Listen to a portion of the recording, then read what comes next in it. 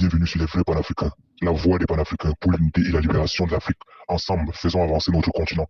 Si c'est ta première fois de tomber sur cette page, nous t'invitons à t'abonner et à cliquer sur la cloche de notification pour ne rien manquer. De sa fonction. Donc, mais, dans le même ordre d'idée, je peux apporter la critique dans la gestion de l'autre parce qu'il n'est pas de mon village. À partir de cet instant-là, on a tout faux. Ou tu t'étais, ou tu critiques au même titre que tout le monde, tout en gardant la réserve qui veut qu'on fasse la différence entre le père et la fonction. Alors, vous savez, beaucoup d'entre vous ont la mémoire très courte. La vérité n'est vérité que quand elle sortira de leur bouche. Je vous l'ai appris ici. Moi qui ne suis pas parfait, je vous ai toujours dit que Paul Biya est un président médiocre. Paul Biya est un président médiocre dont la gestion est catastrophique, dont tout le monde connaît, tout le monde voit, tout le monde a vu, tout le monde a vécu ça depuis 43 ans. Mais je vous dis aussi que Paul Biya est un papa dont son échec m'engage en tant que fils. C'est moi qui ai échoué parce qu'aucun parent, même pas Niat, même pas Kaveh et Djibril, même pas Mkwete, aucun parent sur cette terre n'échoue. Du moins, à 90%, à l'exception de ceux qui ont tué leurs enfants et qui ont abusé sexuellement leurs enfants. Mais aucun parent n'échoue quand il a réussi à élever des enfants qui ont atteint un certain âge. Alors, j'ai appris à faire la différence entre la fonction présidentielle occupée par Paul Biya et le père Biya. Donc ici, je m'assois, je vais critiquer sans réserve cette gestion qui veut qu'un président aille se reposer en Suisse pendant que son pays est en train de sombrer. Mais vous comprendrez que je vais toujours avoir une réserve quand ça concerne le père, sa vie, sa maladie, son état de santé, son âge. Ça fait partie de nos éducations. Les chrétiens vous diront que ceux qui lisent la Bible, il faut respecter, commencer à respecter vos parents, père et mère. Donc, ce n'est pas parce que vous êtes dans un champ public où vous croyez que parce que tu es de l'Ouest, ton parent est de l'Ouest.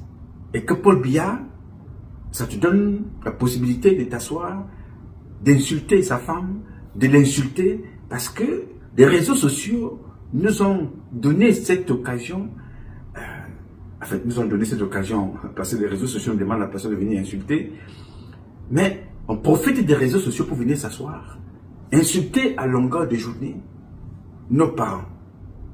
J'ai donc dit à Sylvain que certains de mes compatriotes de l'Ouest sont en train de creuser un trou qui sera difficilement comblé, parce que ça affecte les autres dans le sud, le centre et d'autres régions. Et je ne suis pas sûr que cela vous sera facilement pardonné ces comportements. Parce que si ces parents-là ne vous disent rien, mais leurs enfants sont en train de vous observer, le moment vient. Parce que quand vous prenez le vivre ensemble, il faut le prôner pour tout le monde. Il faut le prôner pour tout le monde. J'ai un parent en France, on l'appelle Kétchanke. Kétchanke, on l'appelle le grand argentier, n'est-ce pas? Vous connaissez où il habite. Vous savez très bien que le père Kétchanke, c'est lui le cordon des finances de tout ce qui se passe à l'ambassade. Et toute personne, fut-il ambassadeur, qui s'est attaqué à Kétchanke, des jours sont comptés. Paul Biya n'autorise jamais que quelqu'un s'attaque à Kétchanke. Je dis, toute personne qui s'est attaquée à lui, Paul Biya t'enlève dans les 48 heures qui suivent. Je ne vous ai jamais vu. Vous qui critiquez, insultez Paul Biya à longueur de journée, allez manifester devant la maison de Kétchanke. Alors que c'est une personne centrale dans la gestion de nos ressources au Cameroun. Kétchanke ne dérange personne. Il fait le travail qui lui a été demandé par son chef. Pourquoi j'ai fait ce petit passage à Sylvain? Parce que vous menez un combat et vous faites la sélection des cibles. Les chefs traditionnels à l'Ouest sont difficilement attaquables. Mais toute personne venant hors du cadre de l'Ouest doit être attaquée de façon véhémente. Je dis, c'est votre droit de faire ce que vous voulez. Mais demain, soyez aussi responsable des conséquences de ces comportements. De façon sélective, là, vous manifestez votre mécontentement.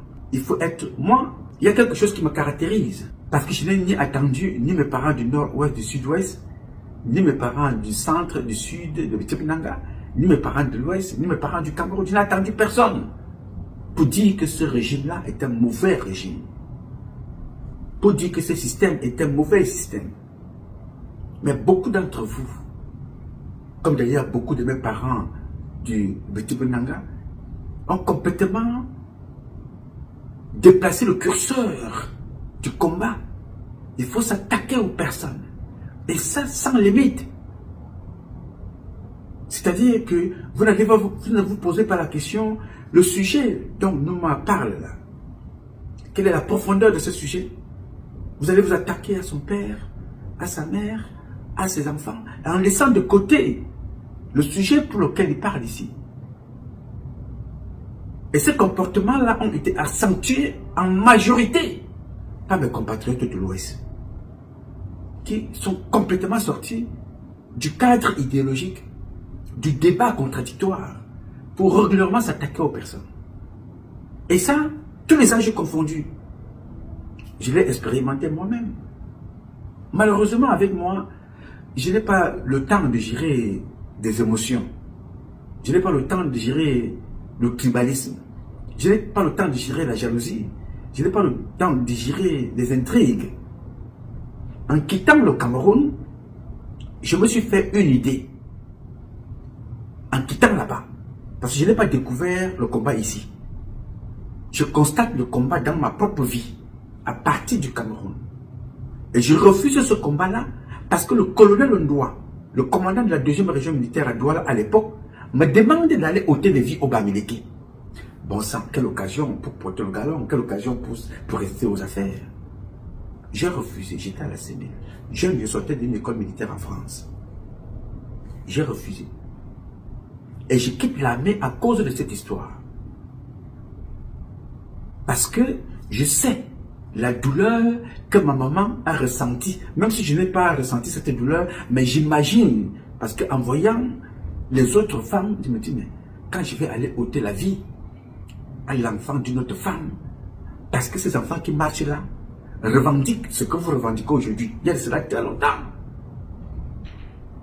La vie chère, le manque d'emploi, l'insécurité dans notre pays, manque d'eau, manque d'électricité, abus de pouvoir. Tout ça, ça existe depuis. Alors les enfants manifestent, il y a des villes mortes. Le colonel m'appelle dans son bureau la nuit. Moi j'habitais à Bonapriso, derrière le restaurant Shanghai. J'arrive, il me dit à moi, vous avez pour mission que vous allez repérer toutes celles et ceux qui ont des taxis là dehors. Et vous allez les effacer. J'étais debout dans son bureau, lui il était assis derrière son bureau. Il a fini de parler. Je dis, bon, on va les effacer comment? Il va falloir les faire disparaître, même avec l'acide. Vous comprenez? Alors, j'ai écouté, je lui ai dit, mon colonel, je ne ferai pas ça.